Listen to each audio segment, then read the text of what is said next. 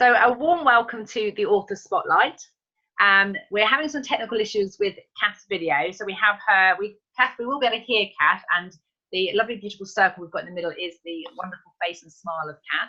We also have Lucy Palmer joining us as well live today. So the way that the Author Spotlight is going to work is it's my opportunity to interview authors and find out more about their journey. And I want to do that for two reasons. I want to inspire other authors to learn from each other, to find out the way that can make the journey more enjoyable, faster, more effective, more efficient, that kind of thing as well. But also to help Cath get her book out there, because having read it while I was away in the Lake District in March, and also been part of her journey as she's been writing the book, I know that this book is set to change the lives of many people. So I'm really looking forward to this interview today. So welcome, Cath. Thank you very much. Thank you for inviting me, and sorry about all the technical issues. That's fine. That's the joys of Zoom. And I'm sure it's very reflective of some of the issues we find sometimes have as authors as well, Cath. So you just have to smile your way through it and we find a solution. So we're here now. I'm anticipating we're going to interview you for about 15-20 minutes, about that sort of time. And then Lucy, I'm going to ask you if you've got any questions. If you don't want to come live on and ask your questions, then pop your questions in the chat box. As they come to you, it's fine. And I'll come back to them at the end and ask them on your behalf if that's the case. Or you can ask them yourself. It's entirely up to you. So tell me a little bit about your book and your book writing journey, Cath. Right, so my book is in two parts. So my book is When Dad Became Joan, Life with My Transgender Father. And it's in two parts. So part one is about my version of events from when my dad told me that he was going to undergo transgender reassignment. And then part two are the strategies that eventually I worked out that I had used on myself and that I used to help other people in groups and individually. Now, the book, I had toyed with it for quite a long time because I felt I needed to write something, but I wasn't quite sure how I was going to do it. And what sort of really spurred me on was that, 30 years ago, coming nearly 31 years ago now, when my dad told me, there was no support. Well, actually, I tell a lie, there was support. There was support of my dad, who was actually going through it, who I don't think could support me properly, and also my mum, who was having to live it, who was struggling with it herself. But nobody ever said to me, oh, Cath, you must be struggling with this. Let's go and talk to a counsellor or somebody else who's been through it, because 30 years ago nobody talked about it. It isn't like it is now, where every week there's something in the press. And I felt at the time I was really struggling with the whole issue. I was 23 years old, and I'd only ever known my dad. And I kept thinking, well, if I haven't got my dad, who am I going to have instead? Because my dad was just as important to me as my mum in my life. Huge support network, family network. And I was really frightened about what was going to happen. And although I love my dad, I respect my dad, trust my dad, I was really caught up in not, even though I wanted to support him through his change, I didn't, because I was going to lose my dad. And I didn't know what I was going to have instead. And I was really caught up with how to manage those conflicting feelings. And then it's eventually, you could call me a slow learner, but 25 years later, after a lot of struggle, excuse me, I suddenly realized that I couldn't cope with playing the victim any longer, because I think, not consciously, that's what I had been doing all of these years, because I was still missing my dad in a way. And I'd been through a period of stress, and it all related back to, well, the main thing was relating back to my dad starting to go through transgender reassignment, and it was all revolved around not being listened to. And eventually I realized that nobody had really listened to me, but also I wasn't listening to myself. Yeah. And I think that was the main thing. I think that's a bit I got out, is that you actually were told by your parents to keep it a secret, and that the only person you could tell, which was your husband now, but your boyfriend at the time was Nick.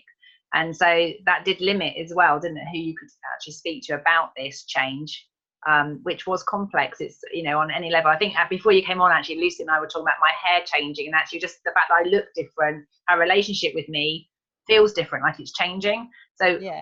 Changing sex is like, it's like the ultimate level of change. So I know your book is very much designed to help people going through all kinds of change, and you're really sharing your journey and your tools and resources in terms of you know, an extreme version of change, a massive impact, but take away the fact that you had no one to talk to about it as well, that could help you to manage that change is massive. So tell me a little bit, I'll ask you a little bit more about why did you decide to write the book, but what was your journey like as an author from that moment when you thought about writing but didn't know what to, and it's now in 2 parts? That journey for you has been like what?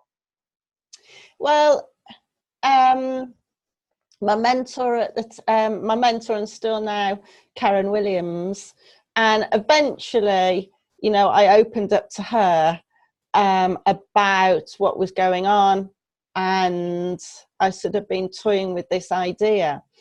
And the reason why I struggled for so long with whether I should write this book or not, because I couldn't work out whether I was writing it for the right reasons. Was I writing it just to download and to help myself?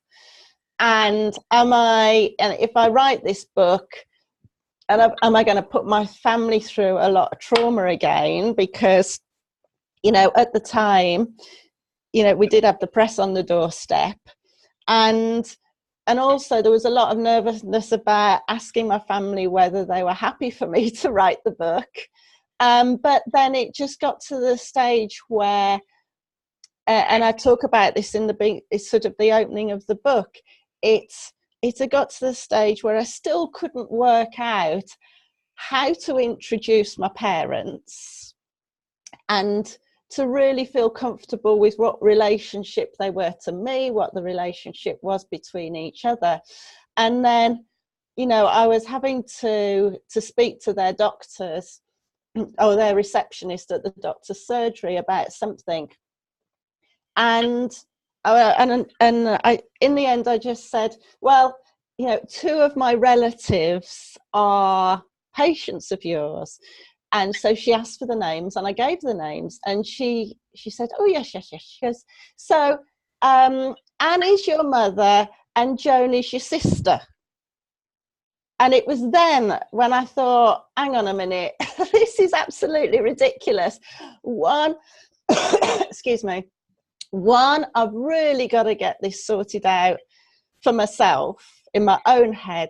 And 2, I've got to talk to other people about how to manage it. Because like you were just saying about your hair, what we see on the outside isn't what we see on the inside. You know, and it wasn't until I was actually researching the book that I was talking with somebody who had helped my dad go through the through the change, who actually said to me, but, you know, your dad is still there, but, you know, Joan is still your dad. Joan has still got the sensitivity, the kindness, the caring, the conscientiousness that your dad had. And then it just sort of all made sense. I thought I'd been so caught up with the outside appearance that I'd failed to realize that actually my dad was still there, just in a different package. So yeah, absolutely. I mean, I've got my heart goes, because it's just one of the books I'm going to write one day is it's not about gender. There's a chapter about that in the next book, because it is about the qualities of the individual, the person, isn't it, rather than the gender. And we do get up, but that's the brain. It's making sense of what it can see, and it's trying to connect all the dots, and that's how the human brain works. And it is, you know, we're all doing that with lots of different things. So going back to that question, you know, were you doing it for you or for other people? What did you discover? For both, because actually it really helped me. And yes, it was difficult to write because I had to relive it, and I could only do, I mean, when you read the book, you can actually read it quite quickly. The chapters aren't that long, but it would take me about a week to do a chapter, because I only wrote at the weekends, but it took me the other 5 days to reflect on it and, you know, get used to how I was going to, you know, manage what I was going to say, because I'd spent so many years locking all those feelings and emotions away, and all the terminology to describe it. It would take me that long to reconnect with it and to start using the right words to manage how I felt about it. That's certainly something when I've been listening to you, is that, and I call it in the work that I do, is about taking the drama out of our stories. So we stop telling the story from the place of victim, but start telling the story from a place of a lesson, what we've learned as a part of that process. And I personally think that we underestimate as authors the power that has on us as a human being. But we also recognise if we're showing up in the world with our story and knowing the value of it, then we are going to make a positive impact on both our family, our friends, our business, and the people that we support and serve on a bigger network. Just because we're telling it from a place of lesson learned rather than worries me, it wasn't fair. We all have those moments, don't we? We have those moments that life isn't fair. It's a bugger that we have to change our plans and we have to take it to a detour. But I think that for me, that's the thing I've noticed working with authors more and more with Karen, and actually having the opportunity to interview you guys on the Author Spotlight, is that is the power of writing your book, particularly your own memoir story, is that you get to update your story. And because you have to think carefully about how you want it to be interpreted and how you want it to be heard. So I have to say, I love your book. I feel really guilty actually, because I think it's downstairs and I haven't even got a copy of it. So I'm really sorry about that. That's really bad planning. I've got mine here and I've got no camera. What's that all about? What is that all about? What is the universe telling us? But I will say to you, this will tease you all, you'll have to go and get it. If you feel Cath's book, it feels, the cover is absolutely gorgeous. And when you open it, the colours and the font, there is so much sensory stuff there that engages you when you open the book, that actually I hadn't really thought about it till now, Cath. It is getting all of the senses involved. But I think when we make decisions just based on how people look, i.e. what sex they are, we miss all the juicy, gorgeous bits about people.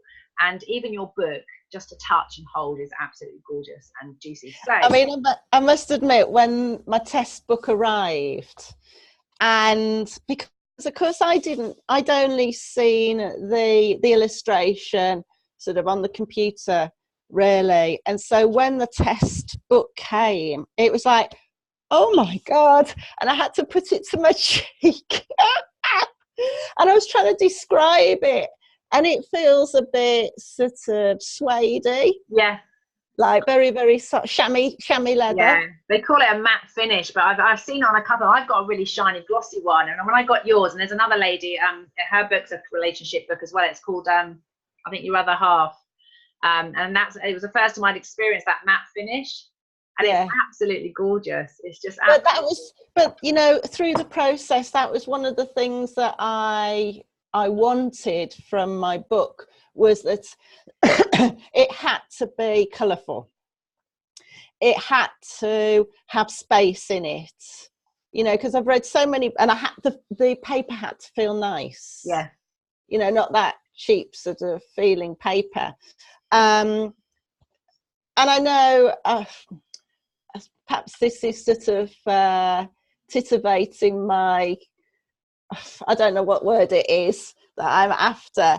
But it was, you know, for me, it's about the whole experience. And so that's why the second part is a self-help book with space into writing, because over the last few years, I mean, my husband takes the, you know, jokes with me wherever we go, you know, when we're in the camper or in the car and I start getting my book out, he goes, have you got your highlighter with you? Because the most useful books are the ones where I've wanted to go, oh, I really need to remember this. I want to highlight in it, or I want to write in the margin. And that's what I wanted to produce, was a book that you could go back to and go, oh, right, I've done that now. Or actually that's changed. Yeah. And you can cross it out and add a bit more in, yeah. you know, so. And that's the beauty of with the online world now as well, though. We can give our readers a link, can't we? And they can get a downloadable version, they can update things, they can get more information about it. So I have seen a question from you, Lucy. I've noticed there's one. I'm going to come back to all the questions at the end. I've just got the next question I wanted. So I think we may have covered it, but what was your why? Why did you write the book in the end? I know there was that situation with the doctor's surgery and you thought, oh, I've got to do something about it. But when you were writing it, I also talk about the author, when you know that why, there's something must have happened between the doctor's surgery and that question, am I doing it just for me? Am I writing it for the right reasons? What was the why that said, no, I've got to do this book? Do you remember? I know precisely, and it's in the book actually. And you know, when I would talk to my sister about, you know, our dad and the transition, and we'd always sort of come back to the same idea that it was rather like a bereavement process, but it was a difficult one because we hadn't actually lost our dad. Our dad was different. And then excuse me, I'm getting over a cold. And then, you know, as adult children, it gets to the stage where we have to go in and start looking after our parents, don't we? And I was doing this and going through all the boxes of paperwork in the loft and 40 years of mortgage statements and, you know, petrol receipts and all of those sorts of things. And I was up their garden, because there was so much stuff. I couldn't shred it all. And in the end, I decided to get the incinerator out and start burning it. And I was there burning all of these bits of paper and, you know, sort of mesmerized by the flames and the heat and the color. And then suddenly I saw, about to be engulfed in flames, was an old MasterCard slip with my dad's signature on it. And I suddenly started to get really, really frantic, and I had to save it. And luckily in the box, I found another one, and one from my mum as well. And, you know, I carefully folded it and folded them together because that's where they should be, and put them in my pocket. And I just sobbed. I can remember the day. It was a June day, sunny still, and I was just there on my own with the birds and the crackling of all this burning, and I just sobbed, and that was my release. And is that when you knew you had to write the book? Yes, because why had it taken me so long to release that?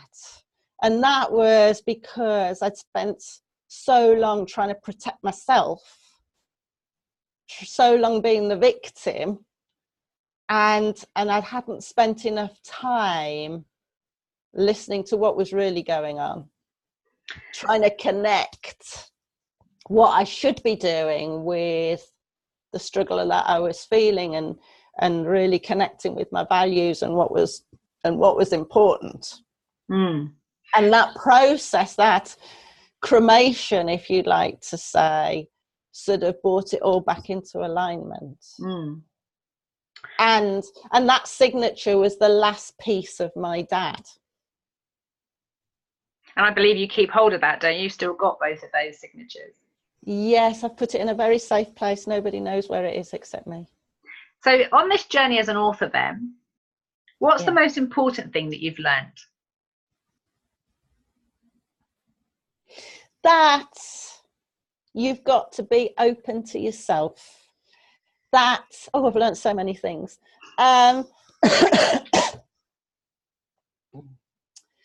Yeah, I mean, the whole way that I work with people is about connecting with your thoughts and your feelings and putting your hand on your heart.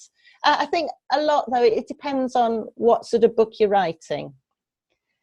But for you, it's about being For open. me, it was about being open. It's about putting myself on the line. It's about showing people the struggle, but then how you can start to overcome it if you really want to overcome it.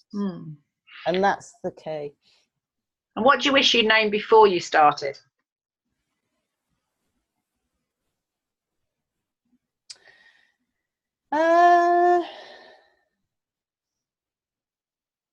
How long the process is. Because I remember Karen saying, have you nearly written it? Have you nearly written it? What percentage have you got left to do? And I said, oh, no, I've done 98%. It's there. Great, great, great. Send it to me. And then she sent it off to Esther to be edited. And Esther sent it back and she goes, well, great. You know, that's a great story, but it's only half a story. And I just thought, oh, my God, it's taken me this long to write this much. I'm going to start all over again.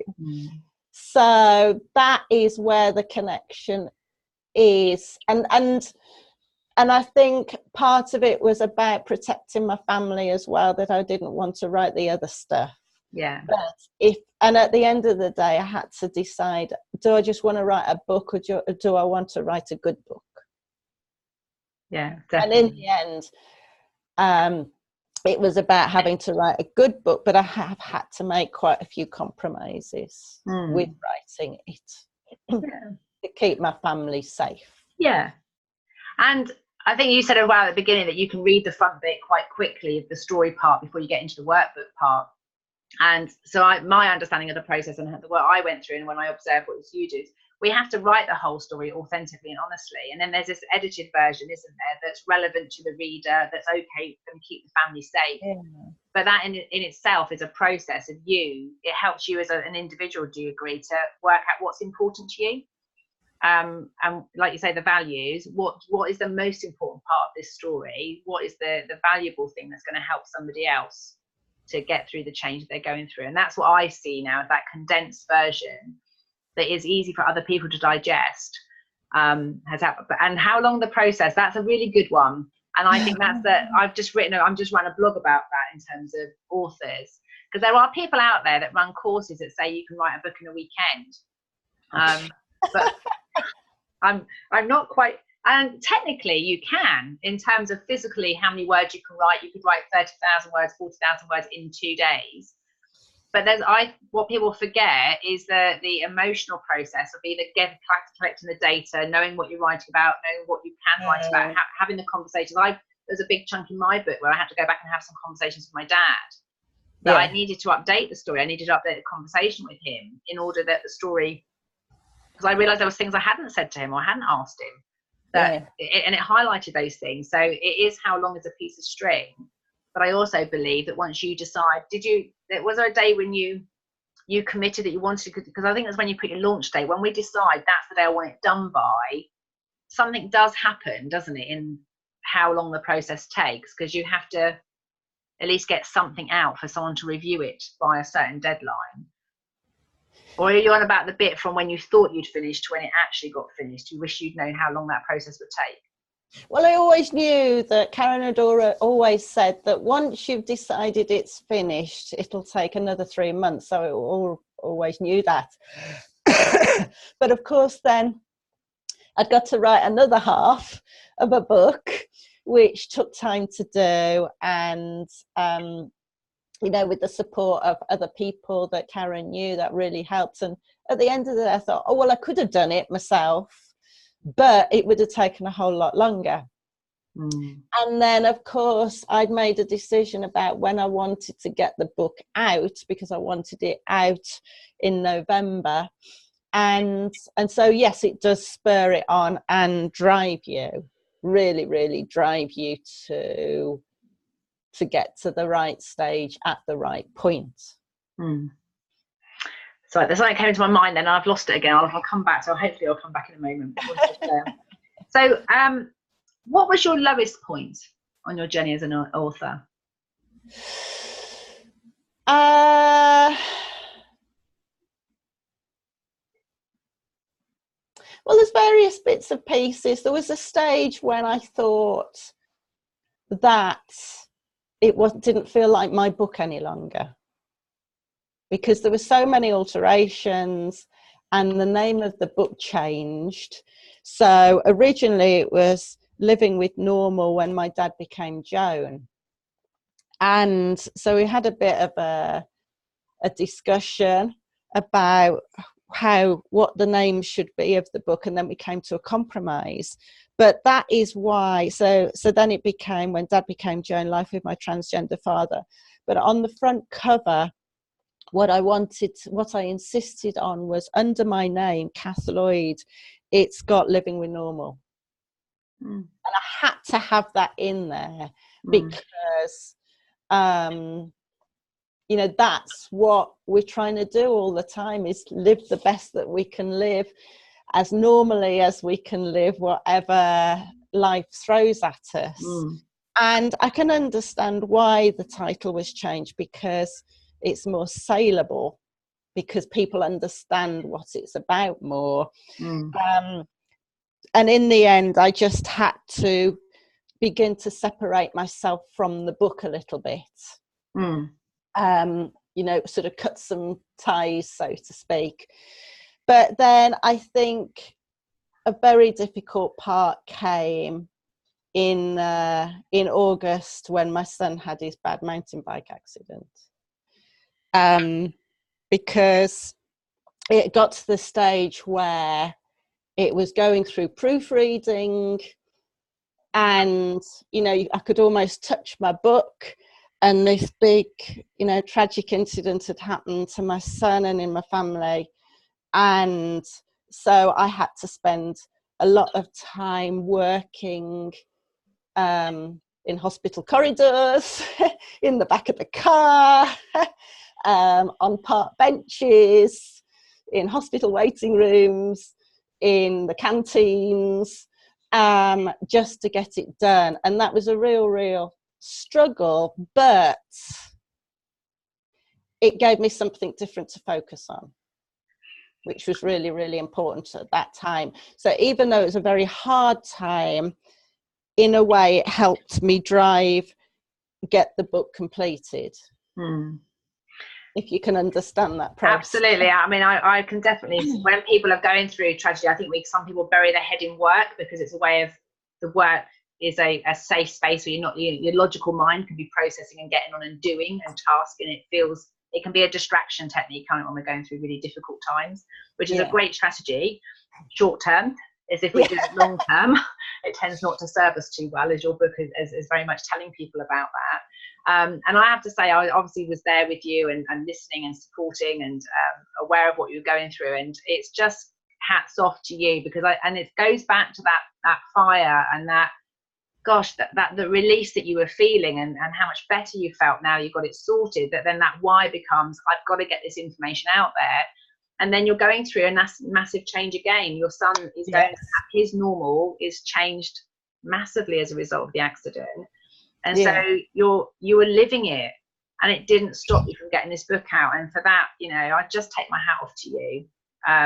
It would have been very easy to just get consumed with everything that was going on, but you stayed focused on it and got it out there. And I know you did say to me, actually, you're using some of the tools that are in the book with your son.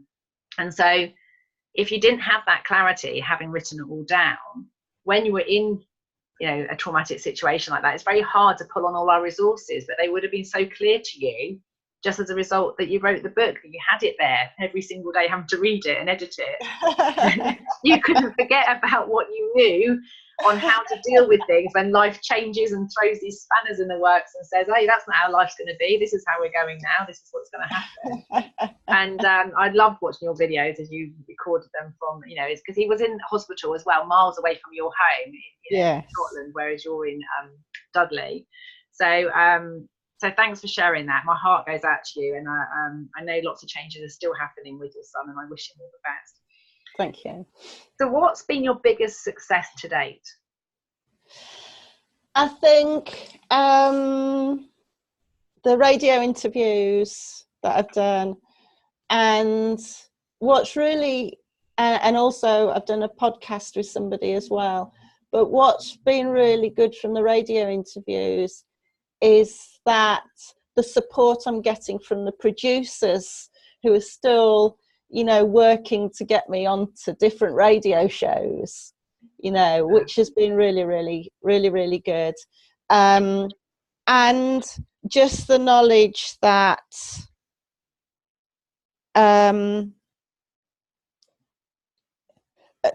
it's difficult sometimes to get feedback, isn't it?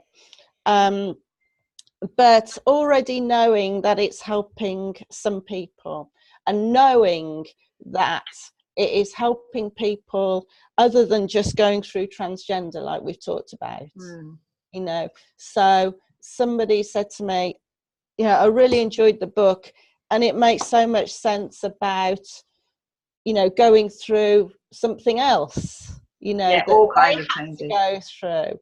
And you know, this is what I say to people, is that this is my story, this is my version, but you know, it's there to help other people.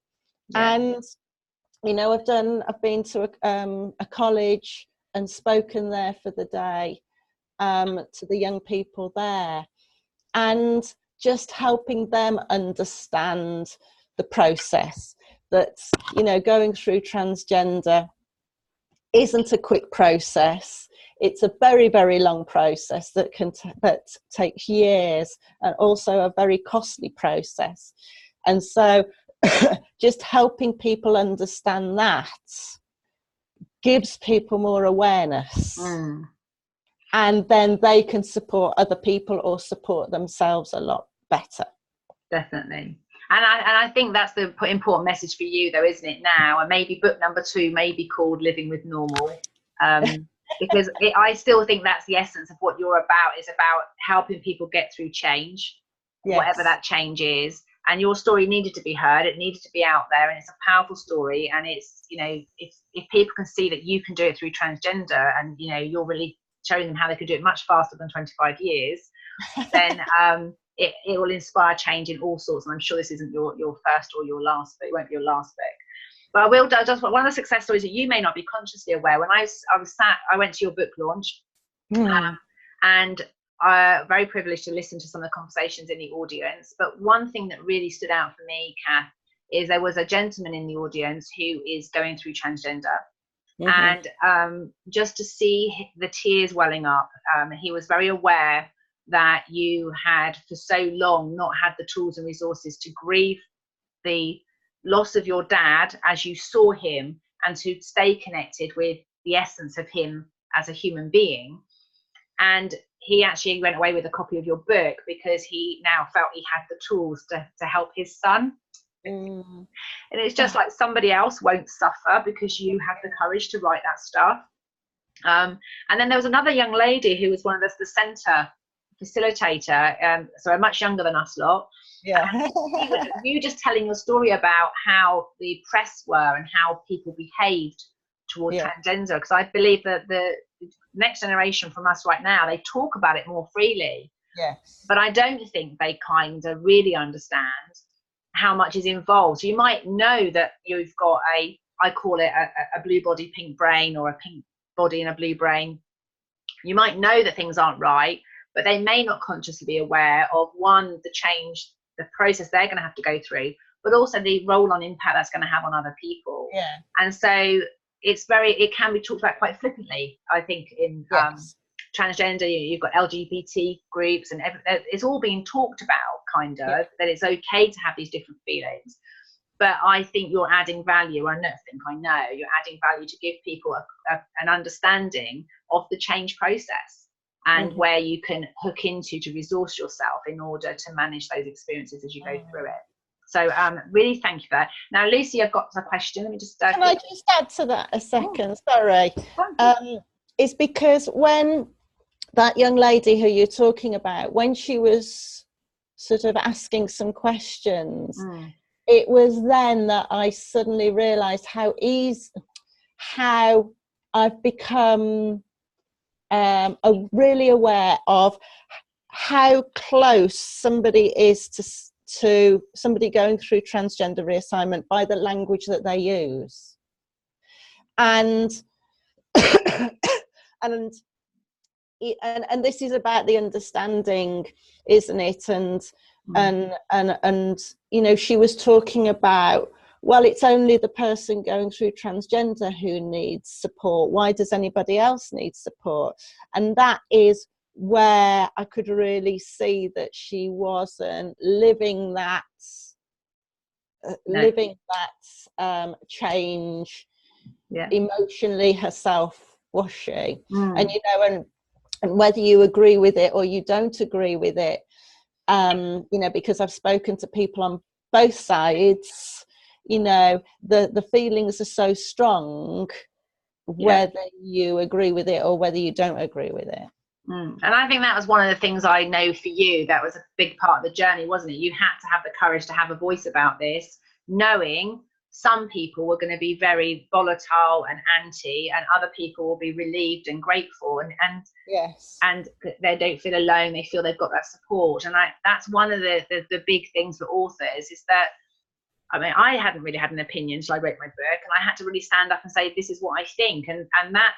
But that's given the growth as an individual, you have to have the ability to take the feedback and be okay with that person not liking it, but recognize you're writing for that person who's craving it, that really wants to know, so that you don't leave them feeling alone like you might have done in the past. So it's really invaluable. So the question that Lucy's got is going back to the tactile book cover. She wanted, you're curious about the choice to make the book have a tactic feel, and she wants to know whether that cost any more. I think it cost a little bit more, but not that much actually. But what I did do, what was requested from me, was to find books that I wanted to, that I like the look of, that I like the feel of, and send the titles and the code, the ISB code, is it on the back? ISBN number. Yeah, ISBN number, so that person who was sort of, you know, formatting the book could see what I was trying to achieve. But yes, the quality of the actual book is slightly more expensive, but it wasn't as expensive as I thought it was going to be.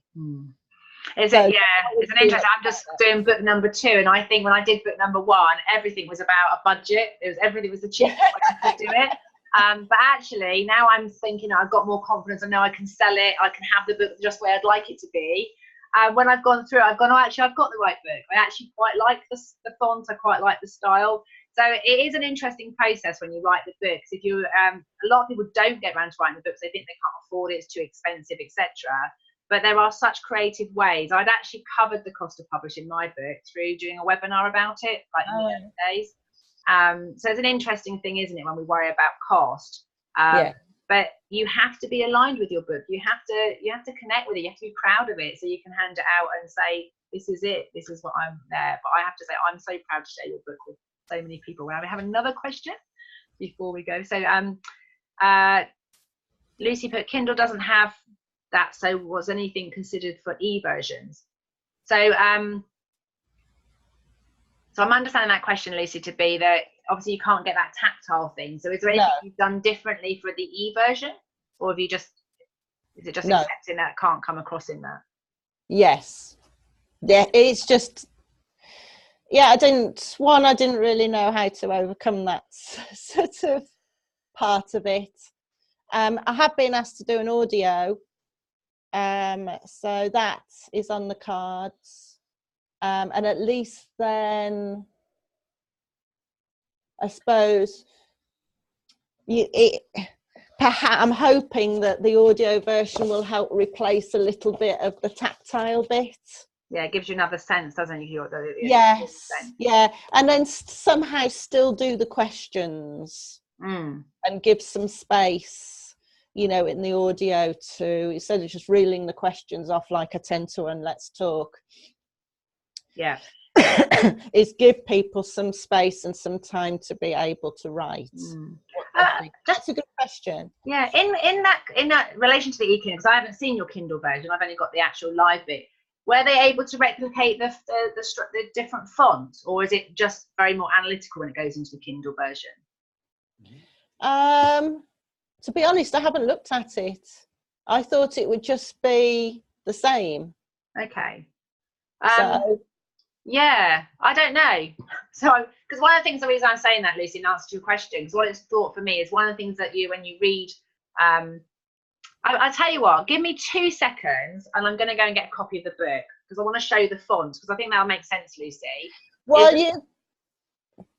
you go off and do that, can I just say something about... Carry on. Yeah, I'll listen to it later on the recording. Okay, all right. Yeah, what I wanted to explain was, which really didn't come to light for me until after I'd written the book and I was doing my PR, was that, you know, being a bit, you know, with my book being about transgender and being very topical at the moment, what really, and I spent a lot of time protecting my family, having to make compromises over my book. When it came to the PR section and newspapers becoming interested, that they were wanting photos of me and Joan, or me and my dad, or my dad when he was younger. And I lost some good coverage because I wasn't prepared to put my family under that pressure of the press again. And so I had to really compromise about that. So, you know, if you're writing a book where it could be sensationalized, just think a little bit about this in advance, because I had to go back to my values on this. What is important to me? Is it about getting the sales, which would have been nice? Or is it about me telling my story, but still being very sensitive around my family and their privacy? Because, you know, what Joan was so worried about with me writing the book was, are the press going to start knocking on the door again? You know, and I had to be quite blunt with her about it and say, you know, it isn't all about you anymore, Joan. You know, there's females to males with beards having babies now, you know. So, but I still didn't want to put my parents under pressure, because it just doesn't involve me and Joan and my mum. It's about my uncles and aunties, you know, my sister, and and some people in my family didn't want to talk to me about how they felt about this. Yeah. You know, and I was quite upset about it, but you know, it was somebody else who actually said, well, Cath, I shouldn't be worried about that. I think it's that they still haven't come to terms with it. Yeah, and if there's any consolation, I know that as Kevin Porter's written a book about PTSD and his time as an 18-year-old in the HMS in the Falklands War. And what's actually happened as a result of that, because the book's around and people have started talking about it, that has started to help other members of his family who now to finally get their head around what does PTSD really, you know, what is the impact and why do people behave like that? And actually that's resulted in his brother being able to help somebody at work with it and having more conscious awareness. So it takes time, but it trickles out. I remember speaking to another lady who'd written a book and then finding out her granddad had read it, and she was like, oh my gosh, it was really quite to the point. And he said he read from cover to cover.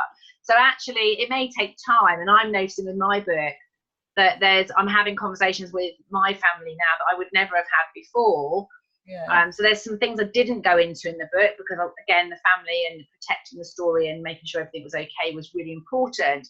But it has opened the doors for lots of change to happen. So I know you're in the early days of it at the moment, Cath, but trust that change will happen. So I'm going to just stop the screen share for a moment and just put this up to, I think if I can put it up to just, I'm showing how to do it now. There, this is the book. Oh, it's back to front, isn't it? It's not so much help. But what you will notice though, especially Lucy, it's on, is that even on Kindle, I think the cover comes up. So, but all the way through the book, because it's in colour, the font up here is, because of the way that it's written and the style of it, the bits that are here, you just can't help just to feel it, if that makes any sense, even if you can't physically feel it. Because I remember seeing it on the screen, it's just the whole shape. And it was actually your book, Cath, that was inspiring me to think differently about how I wanted book number 2 to look and feel. Because I thought, actually, now that I've seen and felt this, but luckily I've checked in and I'm okay with the one I'm doing. But there was just something about your book, you could feel it when you just because of the way it was, the structure, the font, and that's where you get a good graphic designer. When we work with Sam from Swap Books, yes, is they listen to your personality. They know certain fonts have a certain personality, and so they listen to what you're saying, and they can create the fonts to go with your brand and your message and the thing you want to go. So mine was very much about getting down from crazy to overwhelmed. So it's very structured. And it's very simplistic, whereas yours is that, you know, living with normal. We'll get it in there, Cath. So, any other questions, Lucy, before we log off, or anything else you want to add, Cath, before we call this interview to a close? I just was very impressed with just kind of thinking about all the thought that had gone into how to put this message across. The consideration of the family, and that the message that you're writing about will ripple across all sorts of people that might have nothing to do with transgender. And you sometimes think you're writing about a particular thing, but you don't actually know what you're launching into the world and how it will be heard. You only know what you've said. And I hadn't really thought about that as a writer. Yeah, and you know, when I at the sort of to introduce the story, what was missing, you know, the half of the book that was missing, or half of the story that was missing, was introducing my parents and their characters. And I had to think really, really carefully about, you know, say how you would, as a reader, how you would interpret what I was saying. And you know as well as anybody else does that, you know, we remember certain things, don't we, about our childhoods and our relationships with our parents. And so what I had to be really conscious of was about being fair as well, being fair about how I was portraying my mum and how I was portraying my dad. Because like you say, once it's written down, you've done the damage, haven't you? You know, and all about the protection and how important it is, not just for them, but for long-term relationships between everybody that we're talking about here. And I think the thing we haven't mentioned is that Mum and Joan are still together as a couple. Yes. That was what I wanted to know. It's like, what happened? Yeah. What happened to them? And I think that when you listen to Cath, you can hear it, can't you, about this keeping people safe, making sure it's fair. And actually the intention of don't tell anybody is we want to keep our units safe. We're going to look after each other. And that's the challenge with communications. You're like, how are people going to hear it? What's going to happen? And if you can check in with yourself and you're writing from a place, I call it from love rather than fear and anger, and your intention is to share stuff that's going to help rather than trying to prove somebody is wrong or they shouldn't have done it, you've got that intention, you can find a way of keeping people safe without, you know, stopping them from being able to talk about it, because that's the thing that was really not helping you through your grief and the change and the loss is that there wasn't the support for you, independent, and your mum necessarily, to talk about how it was impacting you. And I think that's, you know, that's why you and I get on so well, Cath. It's the line of work we're both in. You know, change is, I think we underestimate how much change impacts us, even like a changed haircut, a change of career, you know, if you get separate from someone and get divorced, if you have a bereavement, we underestimate the impact those changes have on us. And your book, with its beautiful workbook at the end, is a great tool for people to start looking at some of the core values, things that, you know, that you can hook back to as a foundation to help calibrate what do you do right now in this moment, what is the most important things, and we can lose sight of the most important things and get caught up in blame and victim, as you say. And your book is an inspiration, Cath, to inspire others. Very much. Thank you. Thank you very much for joining us today, ladies. I know that, Cath, keep in touch with Lucy, because I know she's got a book that's got to come out. Oh, so any nudging we can give her and encourage her. Yes, absolutely. If there's any way I can help you, Lucy, then just connect with me. And thanks for some great questions as well, Lucy. Really good. So I'm just going to stop the recording.